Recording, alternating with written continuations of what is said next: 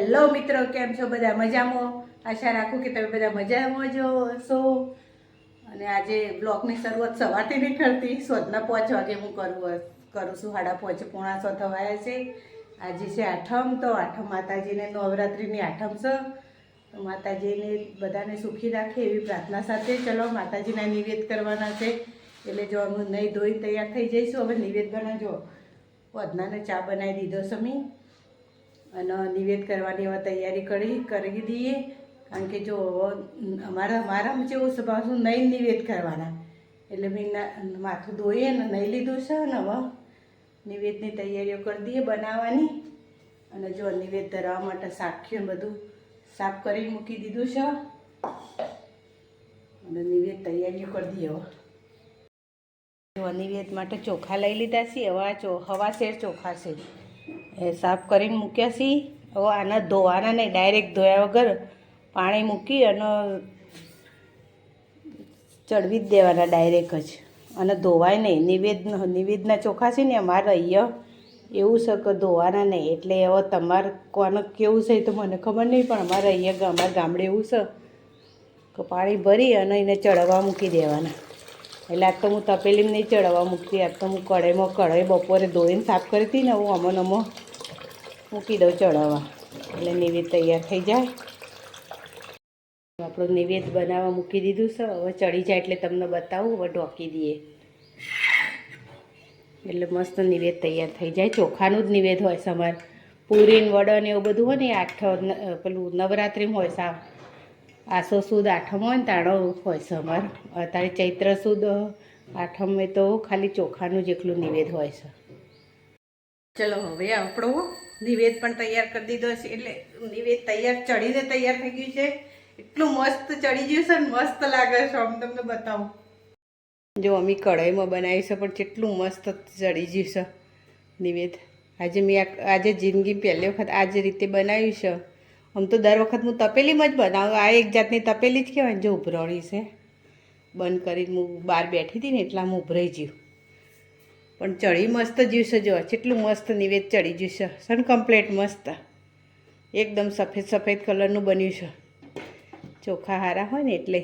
અને ચડી તો જ્યું છે. હવે 7 વાગી, ઘડિયાળમાં જે 6 વાગી છે. 7 વાગી એટલે માતાજીને ધરાવવાનું છે. એટલે અત્યારે થોડું ઠંડુ કરવા દઈએ. પછી ગોળ ને એવું બધું આવે ને એટલે પાણી વળે, એટલે અત્યારે ઠંડુ થવા દેવાનું. એટલે પછી એવડે થોડી વાર રહીને 6:30 પોણા 7 થાય ને એટલે થાળીમાં કાઢીને ઠંડુ કરી દઈએ થોડું. પછી અંદર ગોળ ને ઘી ને બધું નાખી અને માતાજીને ધરાવવાનું છે. અને ઘડિયાળમાં વાગી ગયા છે 6:15. બહાર તો હજુ તો અજવાળું. 7 તો હું વ્લોગ હે ને હજે ચાલુ કર્યો છે, એટલે નિવેદનો જ બ્લોગ કરવાનો 7 તો આખો. એટલે જો બહાર તો વાતાવરણ વાદળા તડકો ને એવું બધું છે. તડકો છે, સોયડો છે ને એવું બધું. અને આપણો એલોવેરાના બાજુવાળાને પેલા મની પ્લાન્ટ કેટલી મસ્ત થઈ જાય છે જુઓ.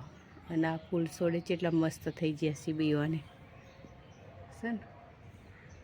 બધા ફૂલ છોડ એટલા મસ્ત થઈ ગયા છે ને ઠેઠ ઊંડી બધા છે ને. બધા ફૂલ છોડ એકદમ લીલા સમ થઈ જશે. મને પેલી મની પ્લાન્ટ બહુ ગમે છે. એ એટલી મસ્ત ચડી છે ને મસ્ત મની પ્લાન્ટ. અને આરો છોડ એ આરો છોડ એ મને બહુ ગમે છે. એકદમ લીલો સમ જેવો થઈ ગયો છે એ રોય. નહીં નાહીશું અત્યારે. હવે ટાઈમ વિનાનું નિવેદ માટે નાહવું પડે એટલે નહીં લીધું. અને હવે તો નિવેદને બધું એ બનાવી દીધું છે. એટલે હવે ખાલી ઓટા જ મારવાના. હવે 7 વાગે એટલે બધી તૈયારીઓ કરવાનું. કોલસાને બધું તૈયાર કરીને જ રાખ્યું છે માતાજીને ધરાવવા માટે. નિવેદને ધૂપ ને એવું કરવું પડે ને એટલે બધું તૈયાર કરીને જ રાખ્યું છે. એટલે હવે ધીરે ધીરે હજુ તો 6 વાગી છે. પછી કરીશું થોડું. હજુ તો વાર લાગશે. 6 વાગી છે, હજુ તો ઘણો ટાઈમ બાકી છે. એટલે નિવેદનું તૈયાર કરી દીધું છે. અંદર ઘી, ગોળ અને ચોખા એટલું નાખ્યું છે. અને આ બાજુ કોલસા પ્રગટાવા પેલું એ કરવા કર્યા છે. એટલે કોલસા થોડા એ થઈ જાય ને પછી થાય છે આ જ્યોત જેવી થાય છે જો કેટલી ઊંચી છે જો કોલસા કરતાં ઊંચી છે કોલસા કરતાં ઊંચી જ જ્યોત છે આ આ અદ્ભુત થશે આ કેવું બરાબર આ કેવું છે આને શું કહેવાય મને ખબર ના પડી કઈ જોજો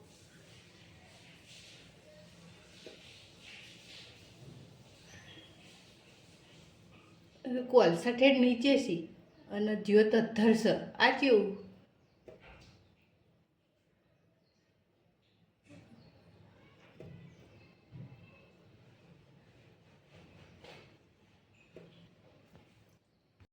વિડીયો ઉતારો ચાલુ કરીને એટલે પહેલા ઉતાર લેવાય સાહેબ નિવેદ ચડાવવાનું ચાલુ કરી દીધું ધરાવવાનું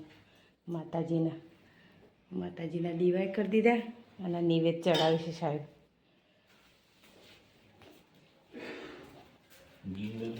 બધું જ કમ્પ્લીટ તૈયાર કરીને જ મૂક્યું છે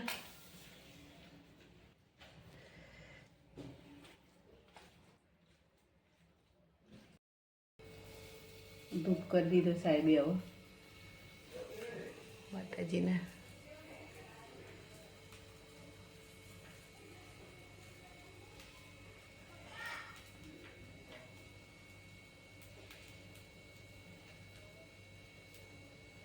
માતાજીને જમાડી નિવેદ જમી લો અને બધા હાજા તાજા રાખો બધાને દયા કરો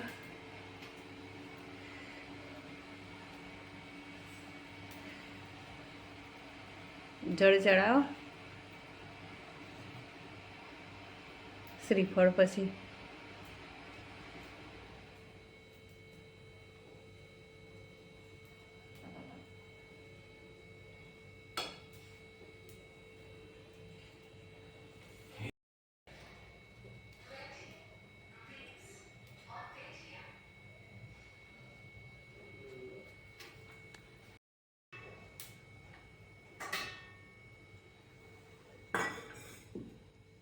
એનું ઉગાડો થાળીમાં મૂકો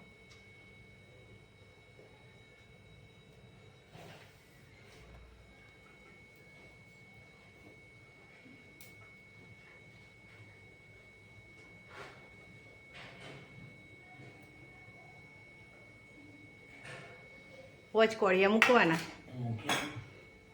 હો શ્રીફળ હવે શ્રીફળ વધેરી દીધું નિવેદ કરી હું બેઠી હું જોડે આ તમે બે જ છીએ નિવેદ ચડાવવામાં અને આમ તો અમે જો ઘરમાં તો ધુમાડો થઈ ગયો સાહેબ નિવેદનો ધૂપનો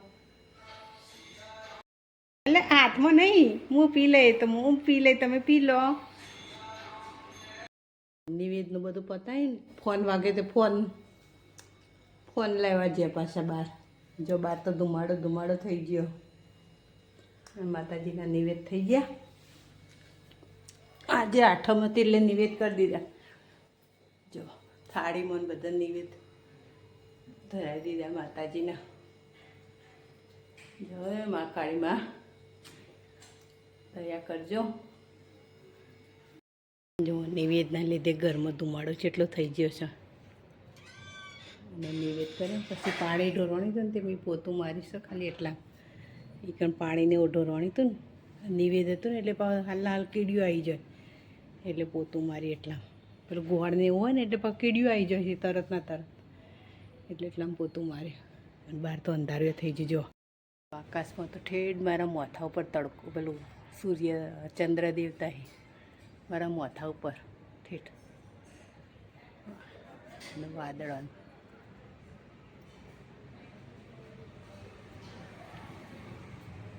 અંધારું થઈ ગયું આકાશમાં અજવાળું હોય ચંદ્રદેવનું બગીચામાં અજવાળું દેખાય જો વાદળા ચેવો કરી દીધો રાત પડે એટલે વાદળો આવી જાય દાડો એટલે તડકો કરે બરાબરનો ભડકો અને ચંદ્રદેવ મારા માથા ઉપર જ છે એટલેથી એવડો આથમતા ઠેડ આટલા આવી જશે એવડો. નિવેદના લીધે ધુમાડો છે ને. હવે નિવેદનું તો બધું પતાવી દીધું છે, પણ હવે છે ને રસોઈ કરવાની બાકી છે. તે ફટફટ આપણે રસોઈ કરી દઈએ, કારણ કે નિવેદનું તો બનાવી દીધું, નિવેદ ધરાવી દીધા માતાજીનો, અને હવે રસોઈ કરવાની બાકી છે. તે ફટફટ રસોઈ કરી દઈએ ફટફટ.